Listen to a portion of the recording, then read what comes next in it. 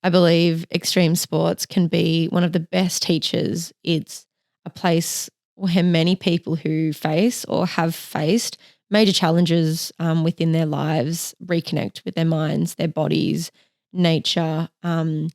You have to be so present when you're in that space.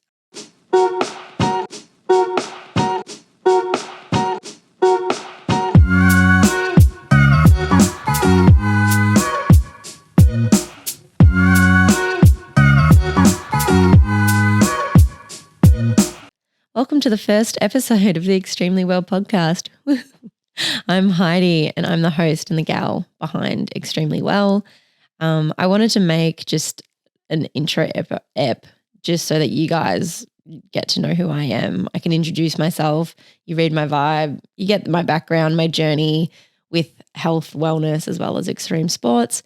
I think it's really important when you hear a conversation between a guest and a host that you feel connected and you know a little bit about the host. So when they ask certain questions or the conversation flips back onto myself or we're discussing certain issues, I think it's pretty cool to know the background and how it works. But before I dive into the nitty-gritty about myself, I just wanted to introduce Extremely Well and what the mission and the why is.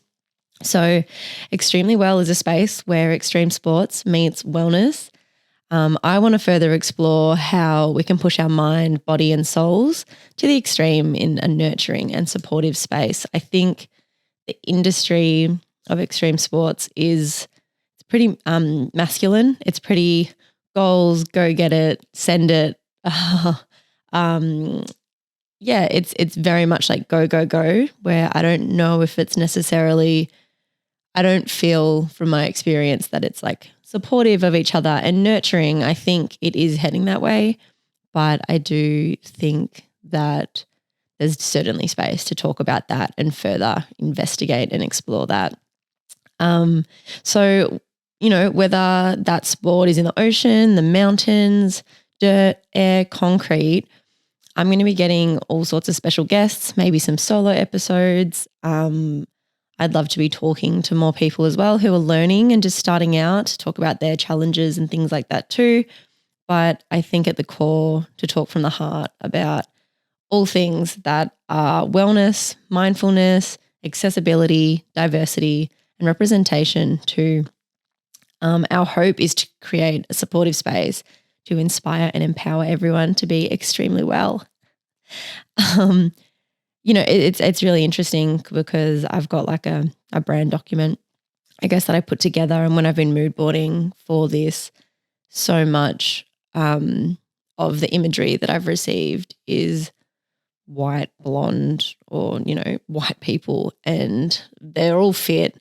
They all fit a certain picture. And I know and have met so many people that don't fit that mold, but they're not represented. So I would love for this platform to represent all kinds of people, disability, able bodies. So whatever body you're in, you're more than welcome here. So I think it's really important that we break down and define what extreme sports are. So extreme sports, action sports, adventure sports, they are all the sports that have a high perceived risk. So think high speed, high height or height, a high level of physical exertion such as ultra running, also highly specialized gear. So helmets, protective gear, parachutes, boards, wheels. It's like, I guess there's a specialty, and in order to achieve those sports, you need to have the right gear. So I love extreme sports because I think they're a fab way to overcome paralyzing fear. They're also great to find that flow state, like that ultimate presence. And it's also like you can connect with nature as well as yourself in the process too. So whenever I meet people and, I start talking about what I'm into and I'm like, riding bikes on the weekend or going to the snow or people follow me on Insta and they're like, oh, I didn't know you did this. They kind of, dive in, or you get the certain people that go, oh my gosh, like I would love to try that. Or that sounds so fun. And I kind of like stop in the conversation and I go, well, there's nowhere to send these people. There's like Instagram pages of athletes smashing it. There's heaps of groups, there's retreats, but I think it is limited to having the gear, and there's so many barriers to entry. So and I guess they don't know where to start. There's so many sports that I haven't had access to, or I don't know where to start. Moto is one of them. I've ridden bikes before, but I think that to have the gear, like how do you hire the gear? How do you get started? Is such a big hurdle. So I think knowledge is power in this case. And through this podcast, I do want to I guess, break down that barrier and, just start the conversation about people learning about the sports, about how people feel during they're doing those sports, and just paint like a full picture and dive into that. So I guess the mission, or my why for starting this, or for starting Extremely Well, is the first one is to bring a supportive and nurturing perspective to extreme sports, breaking down the barriers of entry or empowering others to give it a go, as well as building community and connection. I think I've met so many cool people along the way, and yeah, like-minded individuals, like bringing it all together can be really powerful for the progression of the sports. I've got a little Venn diagram too that I'd love to put on the screen, because I love a good Venn diagram, which kind of shows you my 3 pillars, I guess, as to what I want the topics to fall under, and content and anything that I do, I guess, falls underneath here. So here it is.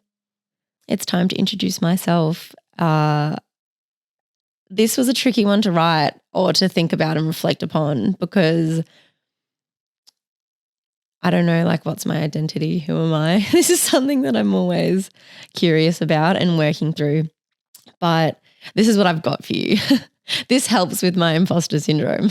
So I'm a passionate mountain biker. I'm a snowboarder, surfer, skateboarder, and wakeboard and water skier. Pretty much like wake sports falls under that category. There's many that go in there.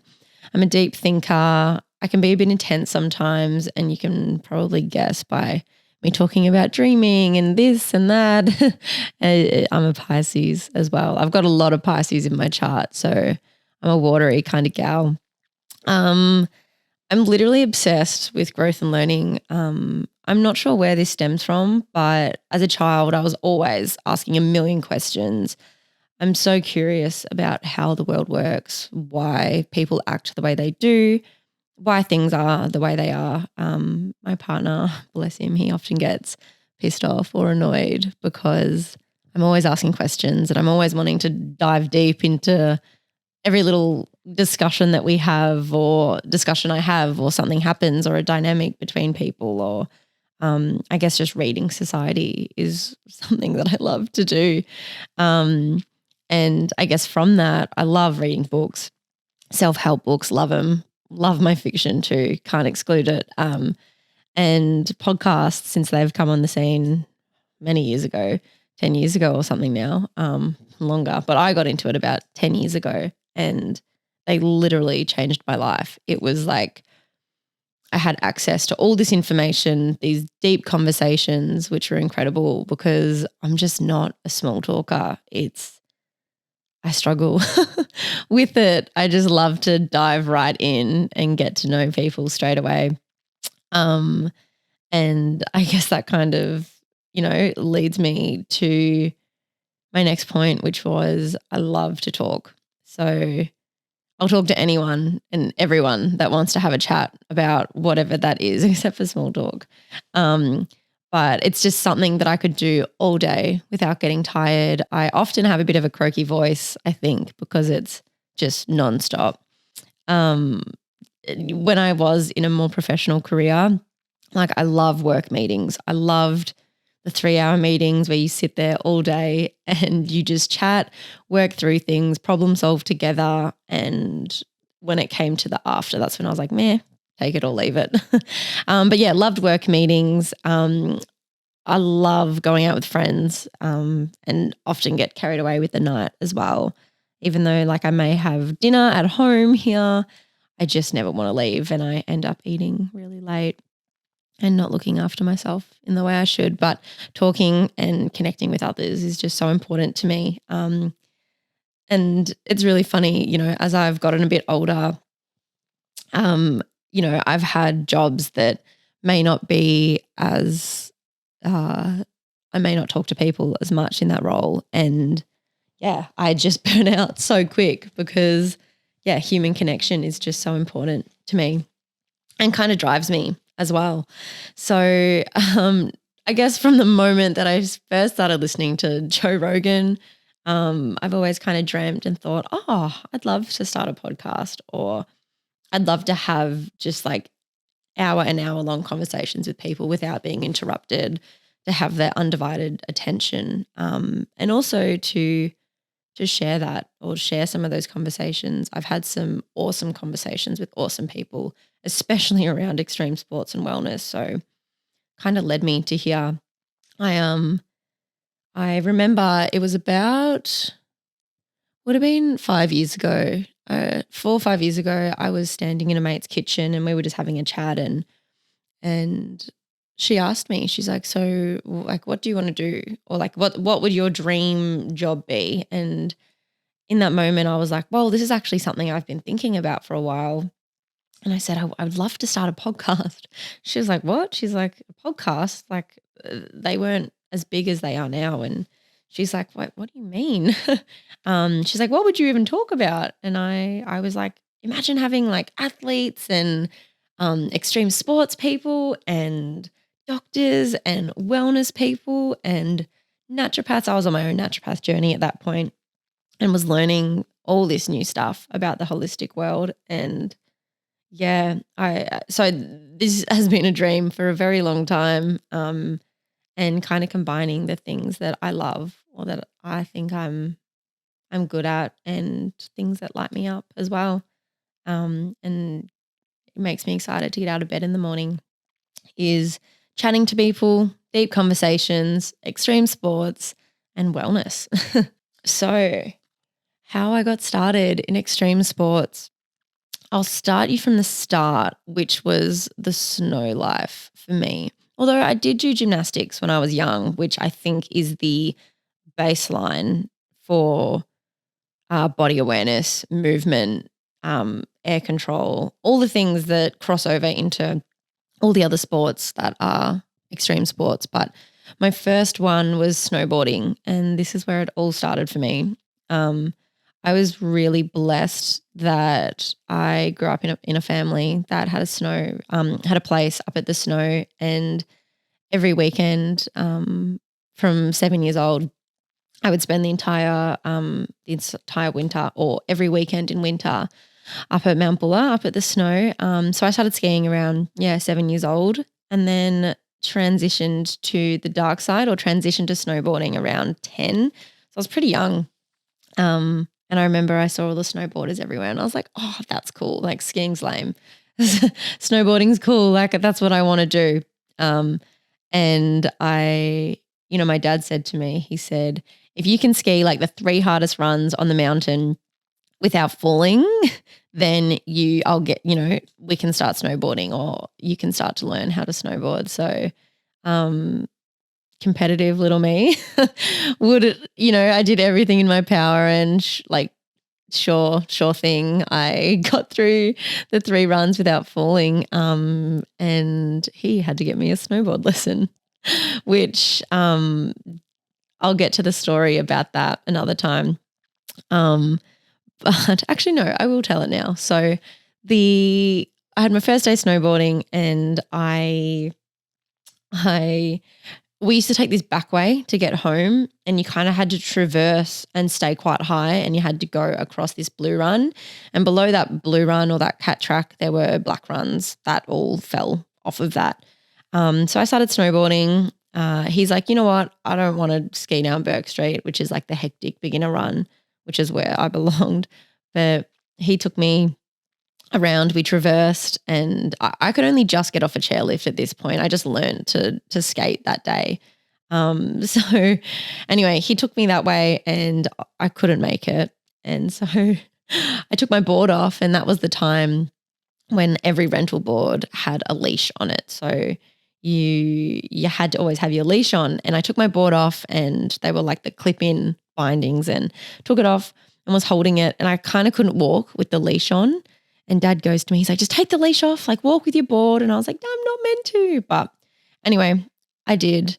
And I dropped the snowboard, which it went shooting down the blue run, down the black run. And Dad goes, I'm not paying for that. Like, go get it. Thinking it kind of just rolled over the lip. But no. So the sun was setting. I knew the mountain, like I skied there many times before. And so went down on my bum, found the board. It was like in a bush on the side, and I went to climb back up to get back to Dad, and I was stuck on a mogul and it was icy. So like the soft snow was on top of the mogul, and then it was just ice in between. So whenever I went up over the mogul and then down the other side, I just got caught and would slip down.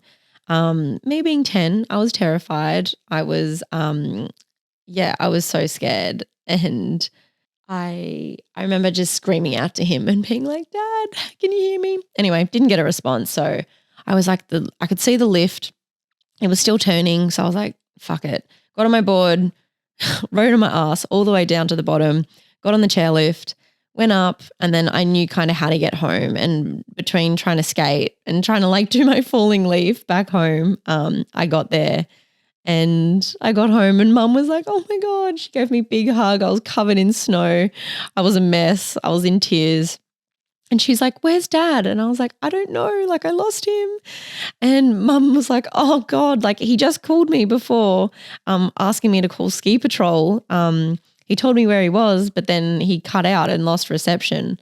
So Mum, we didn't know what had happened until like 15 minutes later, half an hour later, Dad walks through the door. And he goes, yeah, I had to get ski patrol to rescue me. I came after you. I got stuck myself. And so they got like the ice pick and the spiked shoes and carried Dad back up the top and rescued him. So that was my first experience snowboarding. I can't believe I got back on it, but I took it tentatively from there, I think. And it took me a little while to pick it up, but I do love a challenge. And I think I just loved the snow so much then that I was like, nah, I'm going to get this.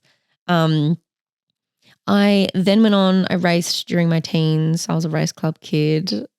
I hate to admit it, but I was, which I loved at the time, but got bored of it after a couple of years. It's pretty repetitive for me. And I always saw everyone in the park and I was like, ooh, that looks so cool. Like that looks fun, especially I think coming from a gymnastics background. I was like, I want to do tricks and flips, and I was obsessed with aerial skiing at the time as well. So when I was about 14, I started competing in slope style and loved it. Did that for a season or two when I at that point I wanted to be a professional snowboarder. Could see it.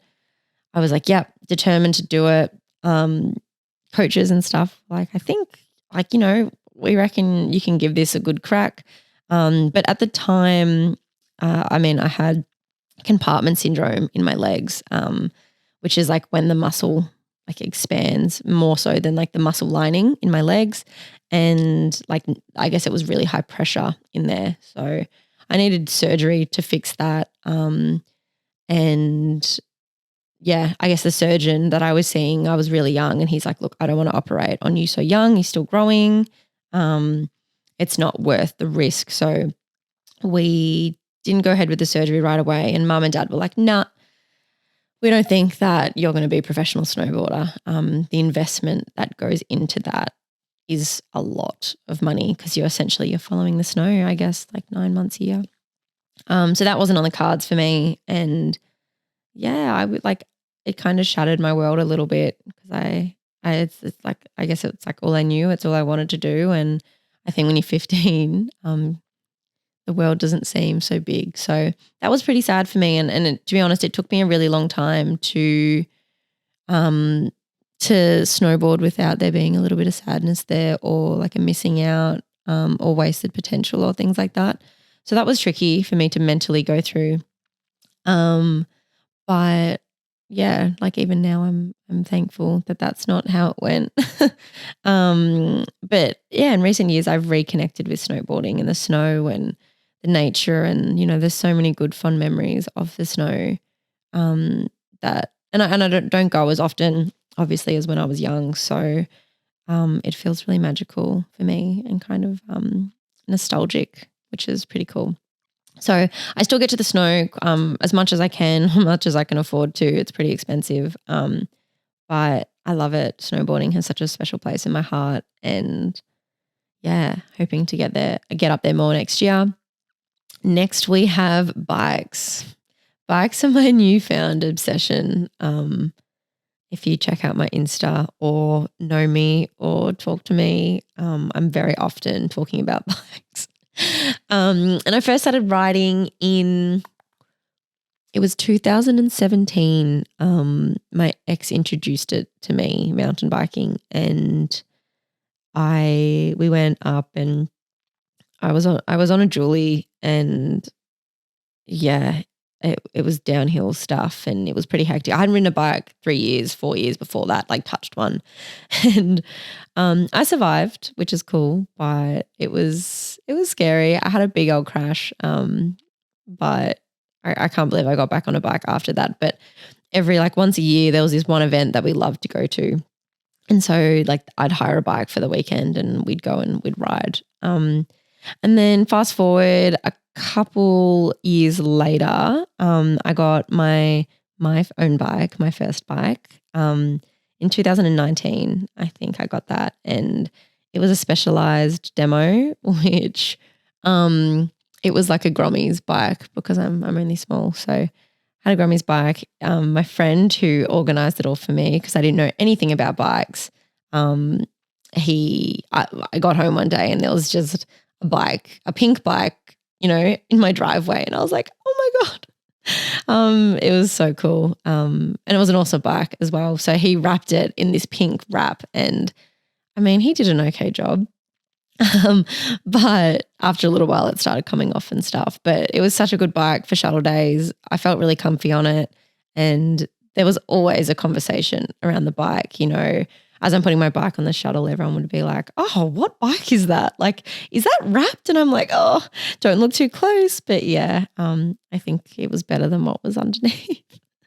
But I'll put up a photo of it actually, just so you guys can see what we're talking about. But yeah, I wanted to keep that bike forever. I loved it. And I ended up getting a trail bike a couple of years ago, or like a year and a half ago.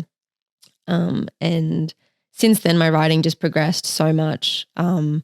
Instead of when I had my downhill bike, I'd still go on all the trails and I'd just push it up the hill and then ride down. But then I got my trail bike and I was actually able to ride. So tech and more cross-country trails, the trails I have around here at home, in Anglesea Forest, Yuyangs, they're all, you definitely need a trail bike for around here. And yeah, my riding just improved so much since then. I was able to go out for longer. I was able to ride, keep up with friends. So it was just way more enjoyable for me. So yeah, it was since then I'm still learning. I'm still on my journey of learning to love the ups instead of just shuttling. I love a flow track and like jump lines all the way. I will ride tech. If the group are all riding tech, my partner, he loves tech, so we have to compromise often, and it's great because it does improve my riding, but it terrifies the shit out of me. I just want to hit jumps and flow. So, but that's cool. Yeah, so that's bikes for me.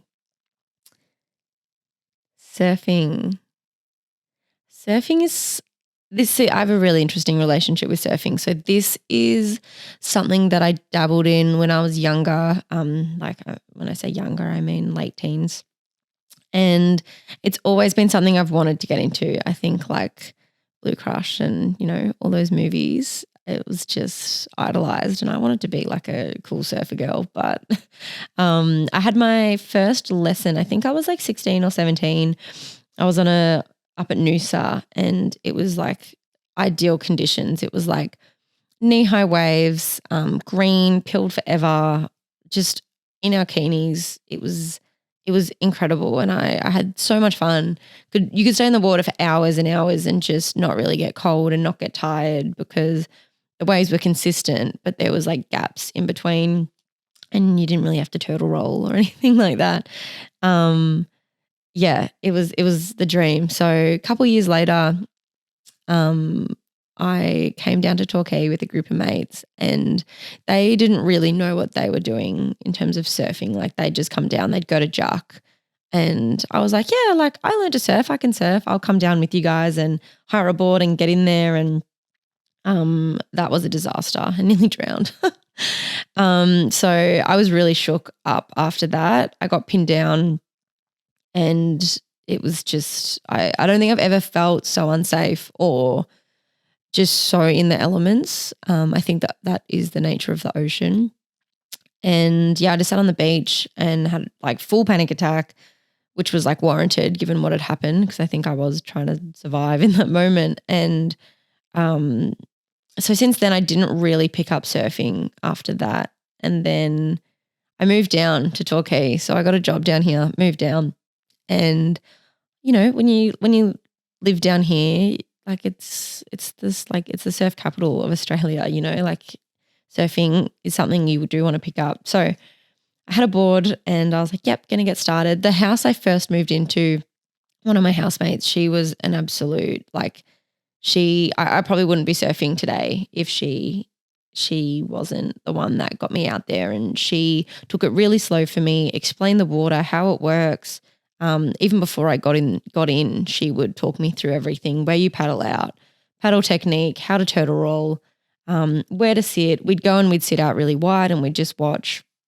And yeah, it was awesome. And my confidence grew so much from that because I had more knowledge and I had more understanding of, yeah, what goes on in the surf and how to read it. Because I think learning the way of the water is like so important when you're surfing, especially once you start going out by yourself or with mates. You do want to be responsible and know what's going on. So yeah, I surf quite often. Now I do get hot and cold with it. It's when I do all these other sports, it's probably not the sport that I gravitate to, kind of like bikes, but yeah, like I love surfing. I love a good day. And sometimes I'll go through periods where I'll surf every second day for months, and then I won't pick it up for a month or two, and then I'll get back into it. So yeah, I still love it. It's just something that I'm still on like my learning journey with, and I'm really excited. I'm going surfing this weekend, and it's been a while, so I'll probably get real into it for the next couple of months, and yeah, we'll see. It's something I do want to get better at as well, is being more consistent with it, because I think consistency is so important. And I think the ocean can be such a good teacher. Checks your ego. It, whatever you're feeling at the moment, you're frustrated with something, if you just want to have a good time, and it kind of checks you. It puts you back into line, and I think it's a good tool to reflect on when you come back in from surfing. So yeah. Skateboarding has been a part of my life since I was young as well. When I was growing up, I was such a tomboy. I idolized Avril Lavigne, loved her music, dressed just like her. Yeah, she was like my queen. So skateboarding and like I guess being a 90s kid has been something I've always loved. I got my first board when I was like probably 5 or 6, and my dad taught me. My dad's a go-getter. He's someone that has always pushed me, will be there doing the activities with me, snowboarding, not so much surfing, but skating, and all that kind of stuff. He's been right there, and wake sports and stuff. And yeah, he used to teach us just at the end of the court, and I got pretty bored of it after a little while. I don't think I picked it up quickly. So the skateboard kind of sat there, and I just loved my bike at the time. And then when I grew up a little bit more, I got into it again, just because some of our neighbours were into it, and it's kind of how we got around the streets and stuff.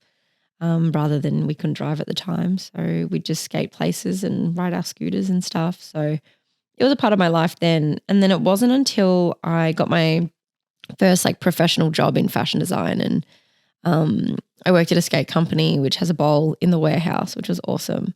And so every lunchtime, there was a couple of us gals and some dudes too. We'd just ride for like half an hour in the bowl, and it was just such a good way. Like after sitting down like all day, every day, and yeah, I progressed so much during that time and learned a lot. And on like one night a week, there was like a girls' session at a skate park in the city and stuff. So we'd go there, and I'd progress so much, and that was free of charge. And yeah, I met really cool people and made some great connections through that as well. And some of them like I've met again since moving down here, down the coast, and working at camp and stuff. I've crossed paths with them. So that's been really cool. And now like I run clinics sometimes through my work and at camp, and I teach kids how to skate and how to mountain bike as well. And it's so rewarding and it's so cool, and it's amazing when people are taught something the right way, how quickly they pick it up, and they really enjoy it because they're having good experiences with it rather than negatives. When sometimes what can happen when you pick something up and you just jump in the deep end with it as well. Wakeboarding and water skiing is something that I've done since I was about 15. My family, we've visited Lake Eildon for a while now, about 13 to 15 years, around about that time, 15 years. In 2010, I think we started going up. And yeah, I just spend all summer just being towed behind the boat, whether that's like water skiing, wakeboarding, wake surfing, tubing. I mean, we'd have a disc, we'd find something like a foil board, or there'd be something that someone has lying around, and we'd always give it a crack. And yeah, it was so much fun. I would spend all day in the water. And I remember like at the end of the day, I'd be so burnt, I'd be a prune. And yeah, it was a really good place. I think my dad, the idea of going to Lake Eildon as a family during that time was great for him because it means us girls stayed out of trouble. My twin and I, yeah, no, it was good fun.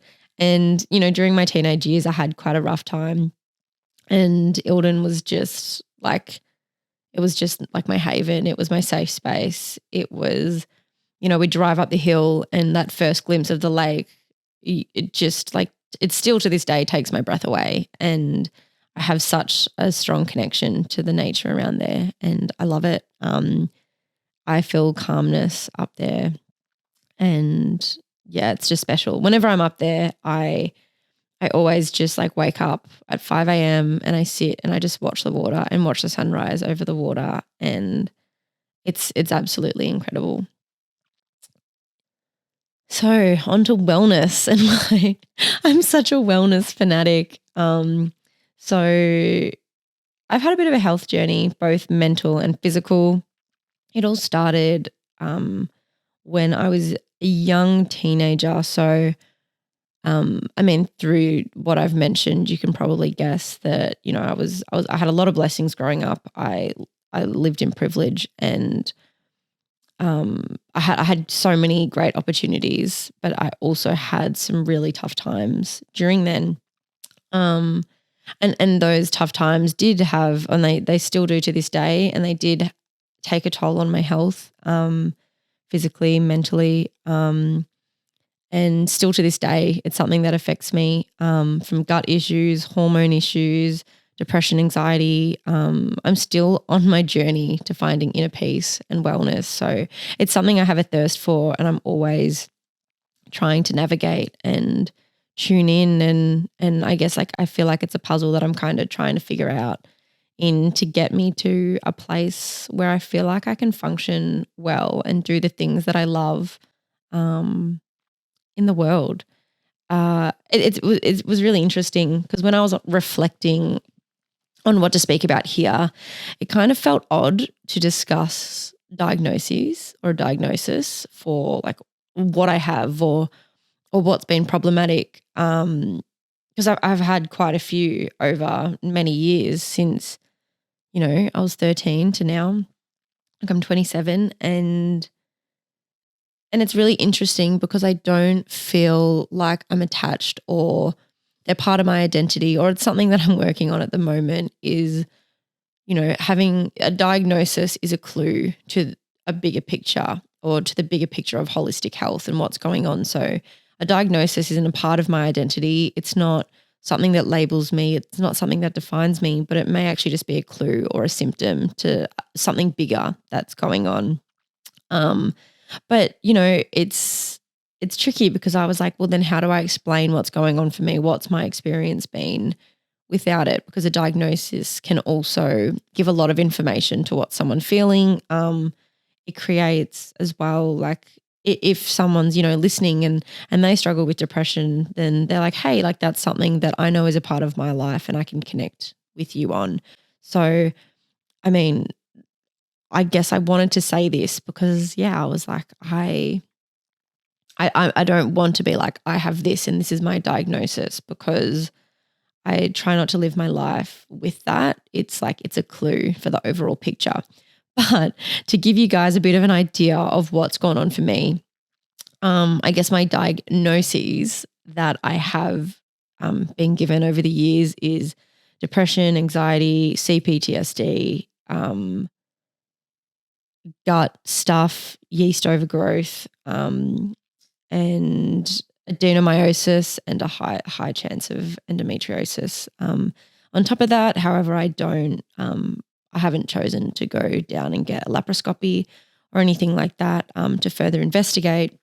There's also a lot of other like ideas that people have floated on my, my mental journey and physical journey, and it's something that I think you can keep digging into and digging and digging to try find answers. But I think for myself, it's I think that there's something bigger going on, and I'm not sure if, like, my mental health drives my physical health, or physical health drives my mental health. It's like a chicken or the egg scenario. But yeah, I guess I don't want to follow I don't want to keep getting diagnosed with all these different things, because I think it changes when the science changes, and it's looking at things that are okay. Like, I have low mood sometimes, and I do overthink and I wind myself up and get really heightened, in certain situations. And I am a hypersensitive person, and I feel things deeply, and I am so attuned to certain things. And, I think fatigue, and I struggle with focus, and there's so many things that can be labeled with a diagnosis, but I guess it takes me away from, like, what's the root under that. And I think that's the important thing, is what's underneath that. So I guess these challenges too that I've faced with my health and my wellness is, it is a barrier for me with extreme sports as well. It's, when I meditate, it's a massive part of my life, and it's been a game changer for me. But, meditation is the one place where I don't feel like I have my physical or mental stuff necessarily going on in that moment. And when I envision my life and think about it and reflect on it, like, yeah, extreme sports is such a massive part of what I love. But in reality, in, my everyday life, it is something that it is a barrier. My health is a barrier for extreme sports. However, extreme sports has also been great for my wellness and my health, my mental, physical health. So again, it's the chicken or the egg. It's the cycle. And that's why I want to pair this together, because I find that sometimes I find myself in situation, like there's certain things, like I don't drink. I live a very anti-inflammatory life. I'm obsessed with, like, wanting to feel good and feeling well, because I think when you don't have your health, there's nothing that you want more than to have your full health. So there's a lot of things that I do and don't do. Sleep is my number one thing. So, I won't ride all day and then go out and party at night because, or, drink and stuff because I find that it affects me and my mood, and it brings me into this deep cycle that is a downward spiral for me. And I think there's so much opportunity in the space of wellness and health as well. And talking about extreme sports and what it can do. And, there's also, there's a certain type of person that can be drawn to extreme sports. And I think that that's just not necessarily true. I think so many people can enjoy it, regardless of the body you're in, your health, your ability, your background, your culture. Um, yeah, I think there's so much work to be done in that space. So, um, yeah, that's why I guess I am joining the two, the wellness and the extreme sports, because I think they can be so great for one another. And I guess back to that wellness piece as well, I guess I'm trying not to look at myself as being unwell, and this is with the diagnosis as well coming in. I'm looking at my life as being well, and what do I have to do in my everyday life or, from time to time in order to feel good and for me to like come back home and feel like myself as well. So for me, this includes lots of time in nature. Since moving down to Torquay and spending time here, I can't get enough of it. I work, at camp in the outdoors and outdoor ed, and yeah, I want more of it. It's been so good for me. It gives me life. So nature is amazing. Meditation is huge for me. Cycle awareness is everything. Once I came off birth control, it like was this new system and new way of connecting with myself and the world, and I feel like it like opened me up. It cracked me open. Um, so yeah, cycle awareness is huge. Nourishing myself, following my dreams, connection with others and myself, and most important of all is sleep. And if I don't have all those other things, then my sleep's affected, and it's usually it's my sleep is life. So yeah, I guess I did want to join the two of extreme sports and wellness because they're two massive things of my life, and I think they do overlap so well as that community piece, which is again Venn diagram is here. So it's kind of my journey as well as how I think so many people can enjoy extreme sports through that supportive and nurturing lens rather than the go go go send it extreme lifestyle. I think there is a place for both. And yeah, it's, I guess it has been a dream of mine to start a podcast, and it's been calling me for many years. And as I mentioned before, like something that's part of my wellness journey is following my dreams and leaning into that and things that light me up. And this is my project at the moment that's doing just that. Um, I believe extreme sports can be one of the best teachers. It's a place where many people who face or have faced major challenges within their lives reconnect with their minds, their bodies, nature. You have to be so present when you're in that space. And I think meditation is all about presence and, the here and now and finding that flow. And so is like riding a bike down a hill at high speeds.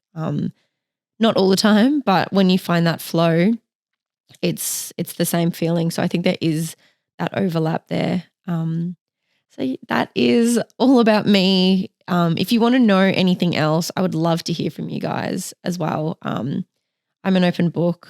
Let me know what you want to hear, who you want to hear from, what podcast you want to listen to, anything that you want me to improve on or tap into as well.